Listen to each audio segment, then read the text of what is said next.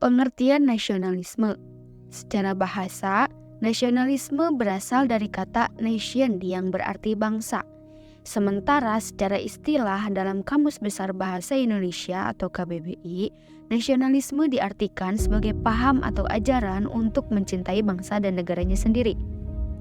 Nasionalisme adalah semangat atau sikap yang harus dimiliki oleh setiap warga negara Indonesia dalam mencintai tanah airnya. Arti dari nasionalisme adalah kesetiaan dan kebanggaan terhadap negara dan bangsa Indonesia serta kepedulian terhadap nasib dan masa depannya. Tujuan dari nasionalisme adalah untuk mempertahankan keutuhan dan kedaulatan negara, memperkuat persatuan dan kesatuan bangsa, serta meningkatkan kesejahteraan rakyat Indonesia secara merata.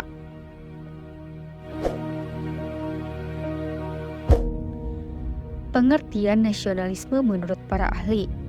Yang pertama, menurut Ernest Gilner, nasionalisme yaitu ideologi yang menganggap bahwa negara dan bangsa harus sama atau setidaknya memiliki kesamaan antara satu dengan yang lainnya.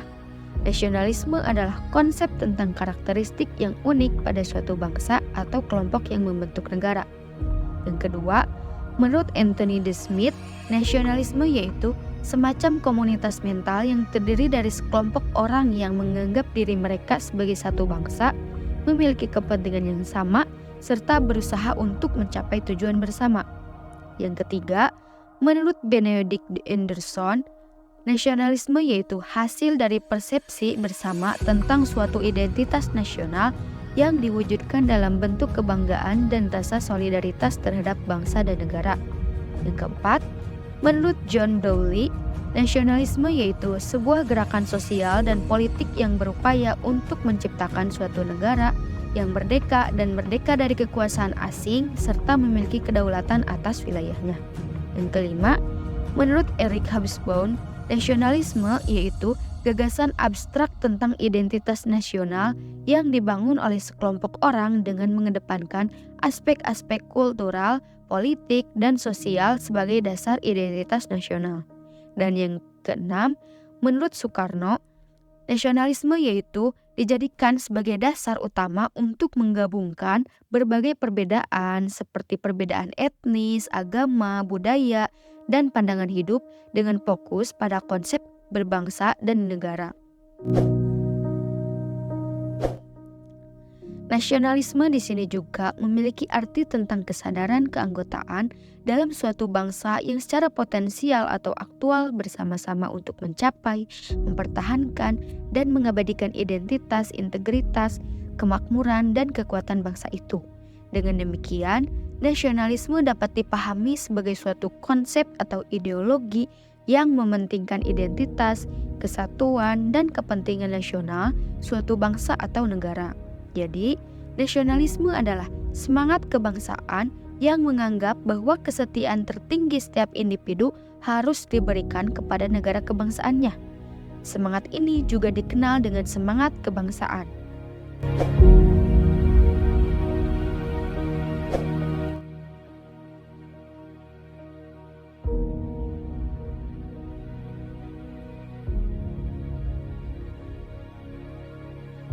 Tokoh pemikir dan pandangan nasionalis atau nasionalisme di Indonesia. Soekarno dan Tan Malaka merupakan dua tokoh yang sama-sama memiliki semangat nasionalisme untuk membela Indonesia terhadap penjajahan. Soekarno mencita-citakan Indonesia yang nasionalis, begitu juga dengan Tan Malaka. Semangat nasionalisme Soekarno dan Tan Malaka berpengaruh dalam perjuangan kemerdekaan Indonesia dan membentuk identitas bangsa ini. Nasionalisme Soekarno yang dikenal sebagai nasionalisme marhainisme sangat berpengaruh terhadap pandangan politiknya. Pemikiran nasionalisme Soekarno didasarkan pada prinsip-prinsip seperti nasionalisme anti-kolonial, persatuan nasional, dan kepemimpinan Indonesia dalam perjuangan melawan penjajahan Belanda. Nasionalisme Soekarno menekankan kepada pentingnya persatuan rakyat Indonesia dari berbagai suku, agama, dan latar belakang sosial ekonomi untuk mencapai kemerdekaan dan membangun negara yang merdeka. Soekarno juga menekankan pentingnya identitas Indonesia yang unik dan menolak segala bentuk kolonialisme dan imperialisme. Soekarno menganut pandangan nasionalisme yang radikal dalam memperjuangkan kemerdekaan Indonesia sebagai tujuan utama. Ia percaya pada kekuatan dan potensi bangsa Indonesia, serta mengajak rakyat untuk membebaskan diri dari penjajahan. Soekarno menekankan pentingnya kedaulatan politik, ekonomi, dan budaya bangsa, serta kebanggaan akan identitas Indonesia, terutama membebaskan bangsa Indonesia dari kolonialisme dan imperialisme. Sedangkan nasionalisme Tan Malaka ditandai dengan penolakan terhadap kolonialisme dan kapitalisme, serta menekankan perlunya perjuangan kelas untuk mencapai kemerdekaan dan kesetaraan sosial. Ia melihat nasionalisme sebagai bagian dari perjuangan yang lebih luas untuk membebaskan rakyat Indonesia dari penindasan. Baik Soekarno maupun Tan Malaka, mereka sama-sama berjuang untuk mencapai kemerdekaan Indonesia dengan menggalang persatuan rakyat Indonesia dan menentang penjajahan. Meskipun memiliki gaya politik yang berbeda, keduanya memainkan peran penting dalam membentuk kesadaran nasional bangsa Indonesia. Kesimpulannya, nasionalisme Soekarno menekankan persatuan dan identitas nasional, sementara nasionalisme Tan menyoroti pertentangan kelas dan perjuangan sosial. Kedua pemikiran ini berkontribusi terhadap perjuangan melawan penjajahan dan membantu membentuk fondasi nasionalisme Indonesia yang ada hingga saat ini. Haji Umar Said Tjokro Aminoto. Konsep nasionalisme menurut Hos Tjokro Aminoto adalah persatuan dan kesatuan rakyat untuk mengusir penjajah karena telah melakukan penindasan dan eksploitasi secara biadab. Hos Tjokro Aminoto mengempanyekan pentingnya nilai-nilai persatuan dan kesatuan rakyat pribumi untuk mengembalikan derajat dan martabat bangsa ke posisi yang semula sebagai bangsa yang merdeka dan terhormat. Pemikiran nasionalisme Hos Tjokro Aminoto tidak bisa dilepaskan dari latar belakang sosiohistorisnya. Sebagai seorang yang dilahirkan dan dibesarkan di lingkungan keluarga yang taat beragama. Selain itu, pemikiran banyak terpengaruh oleh tokoh modernis Islam asal Mesir yang bernama Jamaluddin Al-Afghani, yang mana umat Islam di seluruh dunia harus bersatu oleh ideologi Barat. Amir Syarifuddin. Amir Syarifuddin adalah tokoh nasionalis Kristen karismatik. Gary Van Klinken menyebut Amir Syarifuddin sebagai sosok penggerak bangsa yang terlupa. Ia merupakan aktor pergerakan nasionalis yang termasuk minoritas Kristen, ikut memperjuangkan Indonesia merdeka. Pikiran, gagasan, dan kiprah Amir Syarifuddin dalam historiografi Indonesia tidak hanya terlupakan dari sisi kebangsaannya, namun keagamaannya atau gerejawi masih sangat jarang digali dan sengaja direnungkan sebagai tokoh Kristen Protestan. Suara-suara perlawanan terhadap kolonial yang pernah Amir Syarifuddin perjuangan masih terdengar sunyi dan sangat jarang didengar. Padahal kehadirannya dalam sejarah kemerdekaan di Indonesia adalah real. Pribadinya gelisah dan terus bertanya terhadap kebijakan politik pemerintahan kolonial yang feodalistik dan kapitalistik.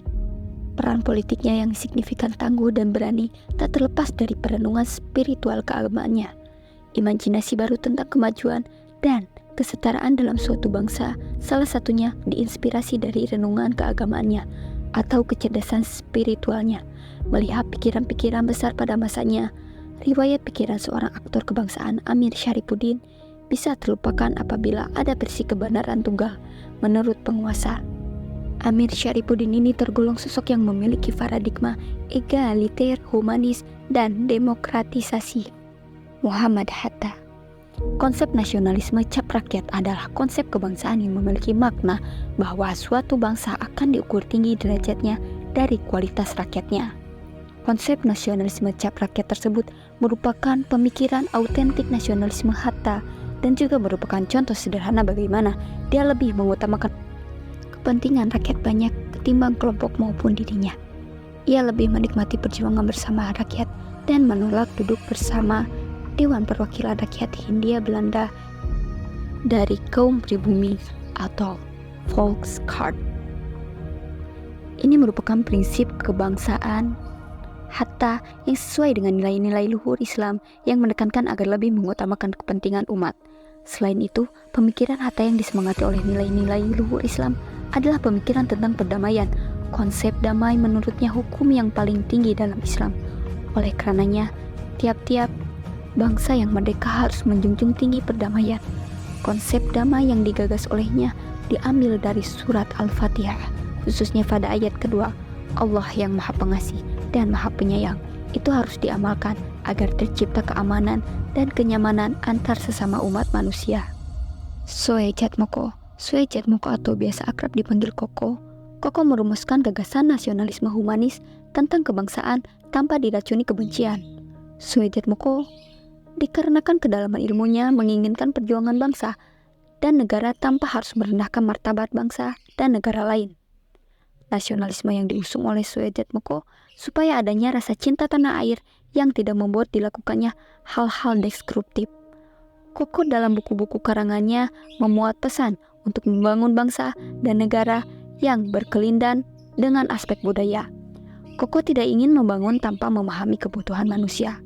Soe Jatmoko menginginkan kebudayaan sebagai tolak ukur terciptanya bangsa dan negara yang bebas, tidak memaksakan kehendaknya kepada masyarakat, sehingga kecintaan masyarakat tidak fanatik dan tetap memiliki martabatan kepada bangsa dan negara lain.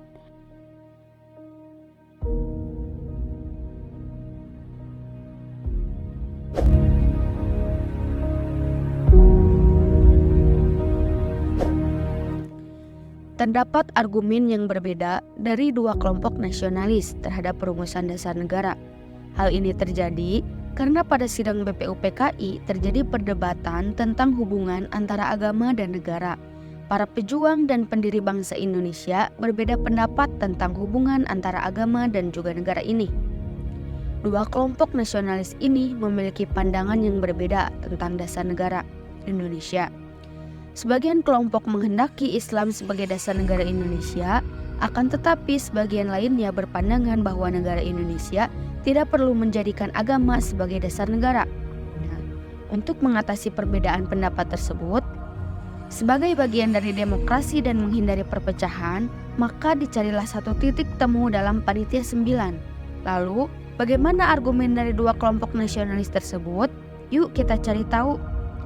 Panitia 9 menyepakati preambul yang merupakan persetujuan bersama antar kalangan yang semula berbeda pendapat.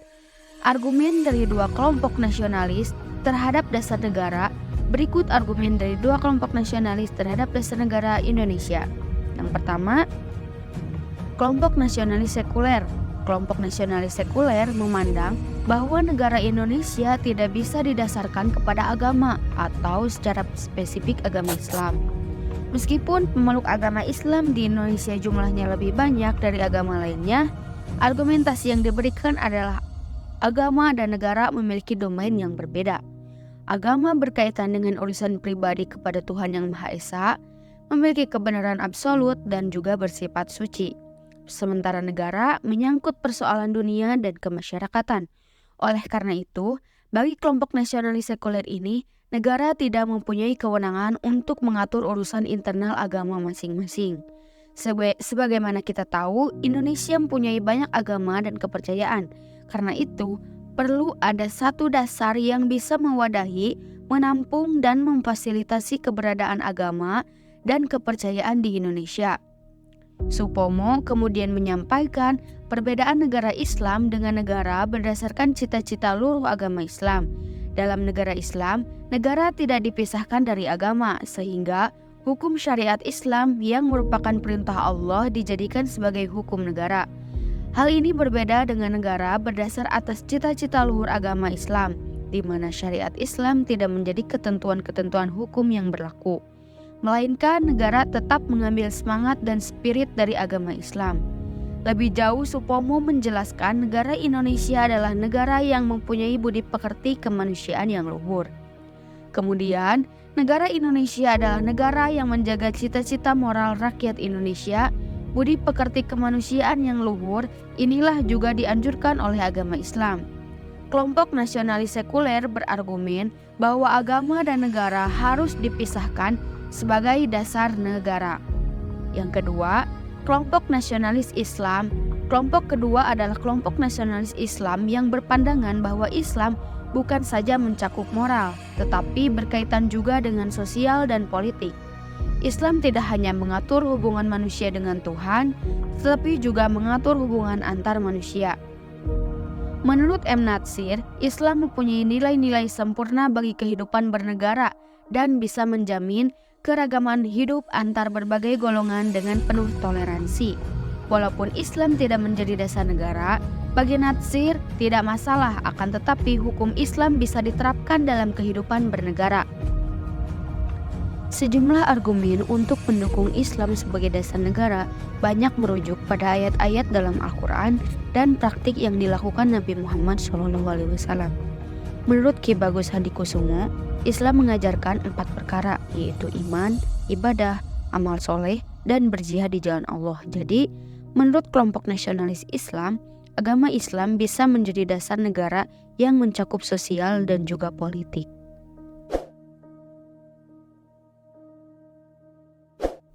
Nasionalisme bukan hal yang baru di negara Indonesia.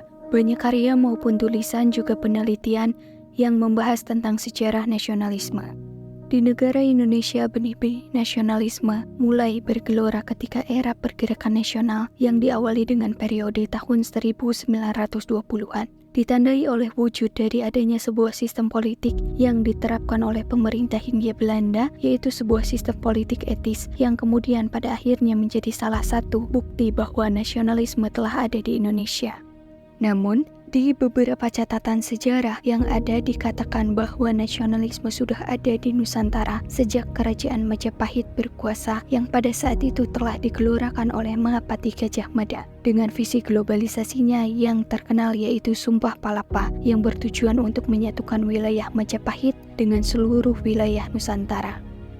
Melalui kajian yang telah dilakukan oleh Niwandono juga dapat merekam tentang jejak-jejak nasionalisme yang ada di Nusantara, yaitu dimulai dari periode nasionalisme Indis. Niwandono dalam tahun 2011 memberikan sebuah definisi tentang nasionalisme Indis adalah suatu kesadaran yang dilatar belakangi oleh persoalan yang muncul dalam wilayah orang-orang Eropa atau Indis, yaitu sebutan untuk kelompok masyarakat Eropa di Indonesia yang telah mengalami hibridasi baik secara biologis maupun sosio-kultural. Untuk memahami seberapa besar pengaruh nasionalisme Indis yang berlangsung di tahun 1800-an terhadap nasionalisme Indonesia, maka hal tersebut perlu untuk dijelaskan secara gamblang, mengingat gerakan-gerakan ini dilakukan oleh para keturunan Belanda dengan gundiknya. Namun, yang perlu diingat adalah unsur hibriditas mereka juga perlu dipertimbangkan. Walaupun mereka tersebut berdarah Eropa, tetapi secara status dan sosiokultural mereka seperti orang pribumi. Bahkan, Niwandono dalam tahun 2011 menyebut Indis adalah embrio dari identitas kebangsaan yang kemudian disebut Indonesia.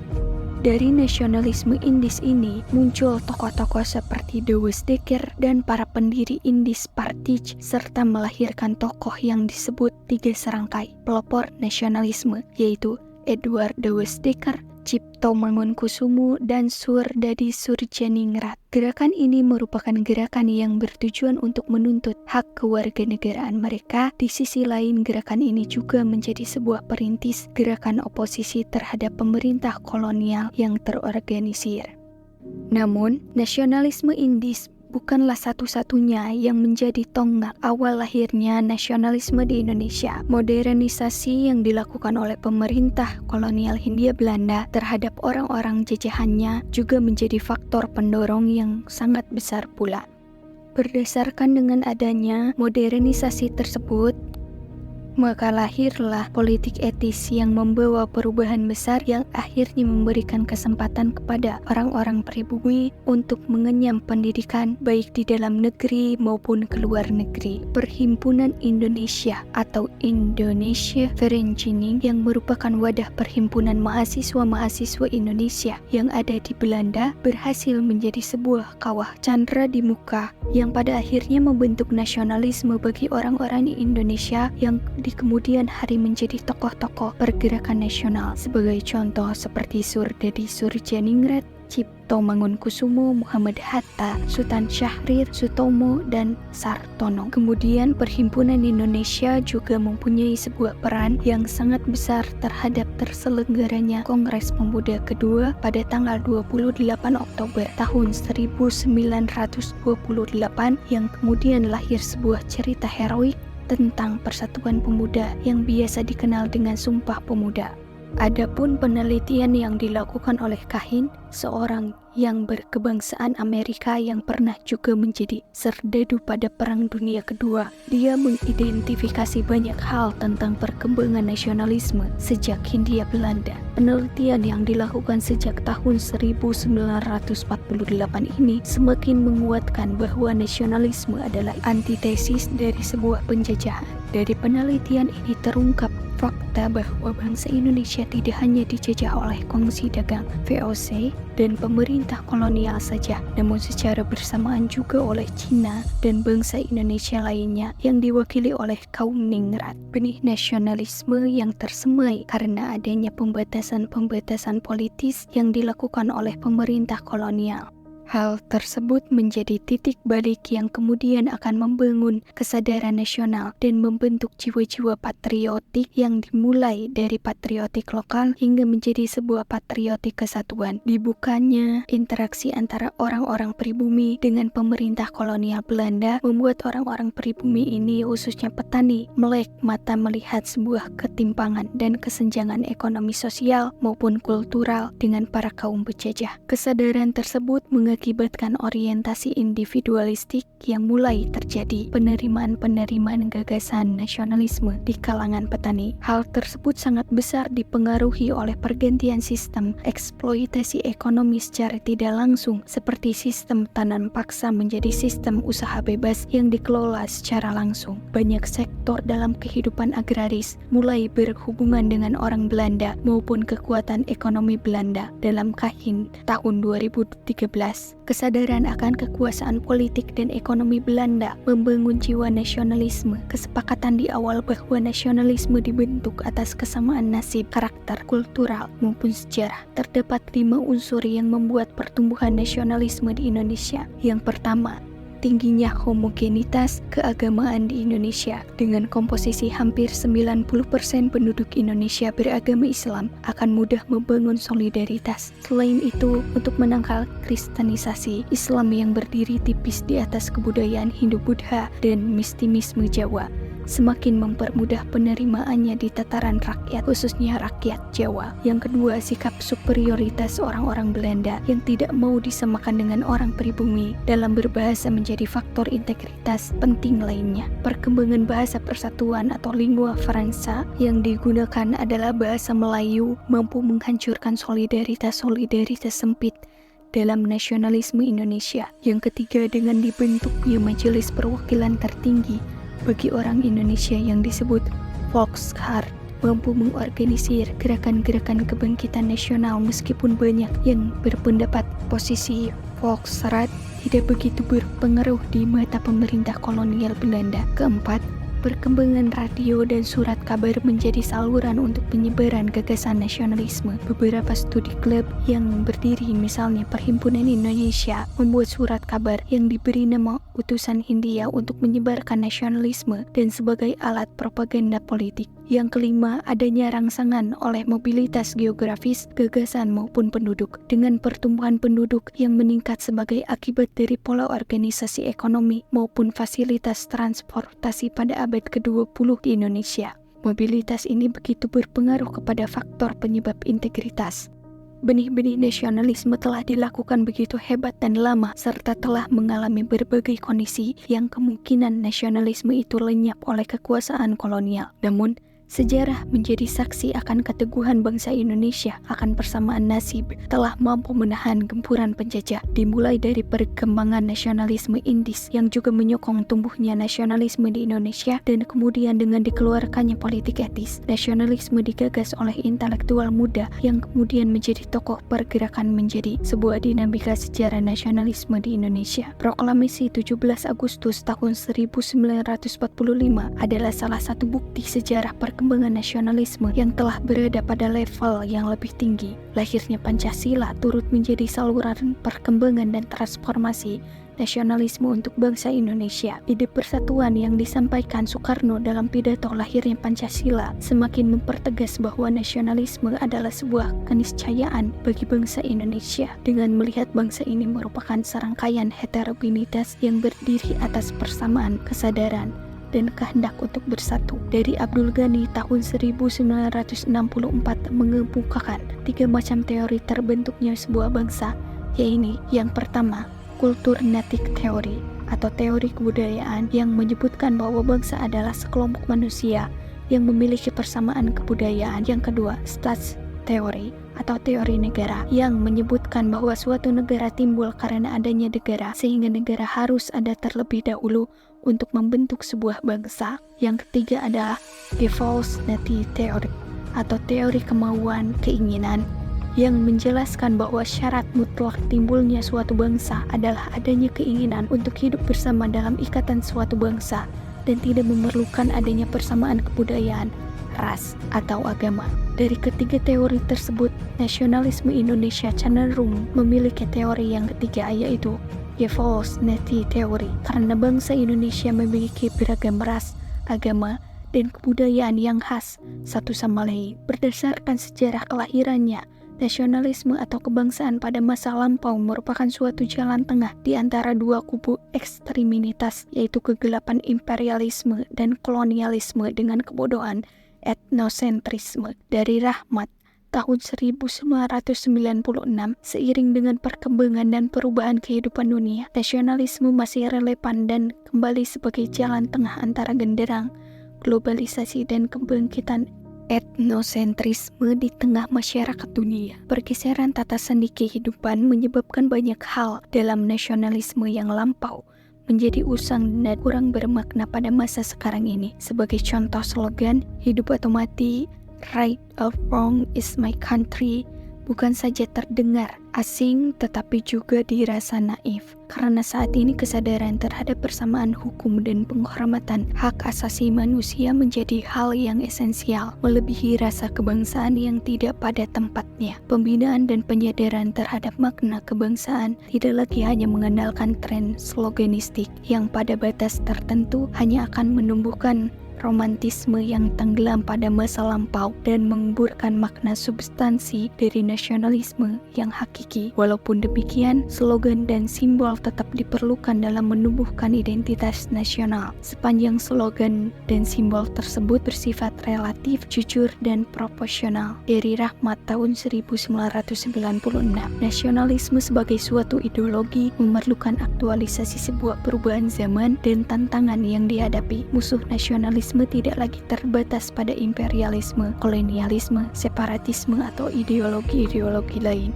namun meluas kepada hal-hal di luar itu seperti kemiskinan, keterbelakangan, penindasan hak asasi, dan sebagainya. Hal ini mengacu pada esensi dasar dari nasionalisme yang mengutamakan kepentingan bersama di atas kepentingan pribadi dan golongan, yang menyiratkan suatu keadilan yang menyeluruh yang harus mampu dirasakan semua anggota bangsa. Kemiskinan, keterbelakangan, dan penindasan menandakan adanya ketimpangan dan ketidakmerataan dalam suatu masyarakat bangsa yang berarti bertentangan dengan esensi dasar nasionalisme.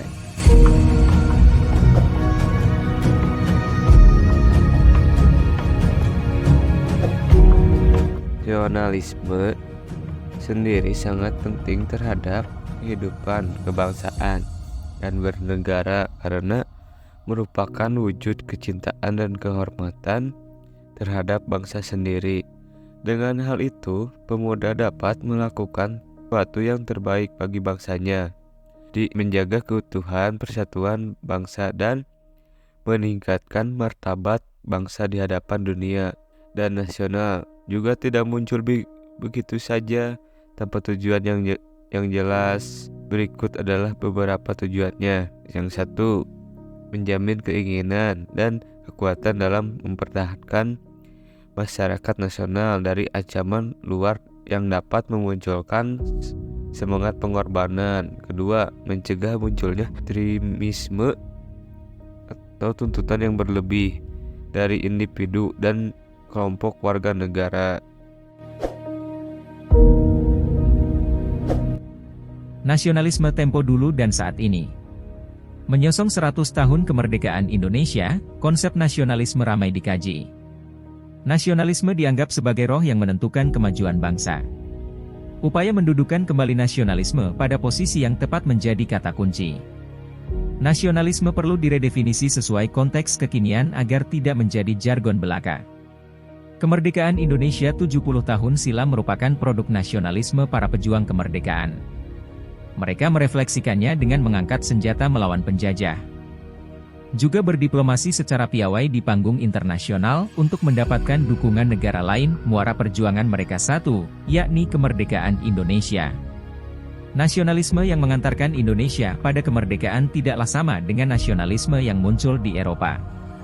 Nasionalisme Indonesia merupakan kristalisasi keinginan bangsa Indonesia untuk menjadi negara yang merdeka, dibungkus perasaan senasib sepenanggungan sebagai bangsa tertindas. Bung Karno menyebut nasionalisme Indonesia sebagai nasionalisme timur yang berbeda dengan nasionalisme barat. Nasionalisme barat merupakan produk masyarakat peralihan, dari agraris ke industri. Sebagai negara industri baru, mereka membutuhkan eksistensi dan logistik untuk mendukung kepentingan nasional. Oleh sebab itu, penjajahan menjadi metode yang dipilih. Ratusan tahun Indonesia dibelenggu penjajahan, menjadi sisi gelap nasionalisme dengan pemahaman yang berbeda. Nasionalisme merupakan gagasan atau sikap yang mengutamakan kepentingan dan identitas bangsa di atas segala hal lainnya. Perkembangan nasionalisme telah mengalami berbagai fase dari masa lampau hingga saat ini, dan berbeda-beda di setiap negara. Nasionalisme tempo dulu. Awal mula, nasionalisme modern seringkali dihubungkan dengan perkembangan negara-negara modern pada abad ke-18 dan ke-19.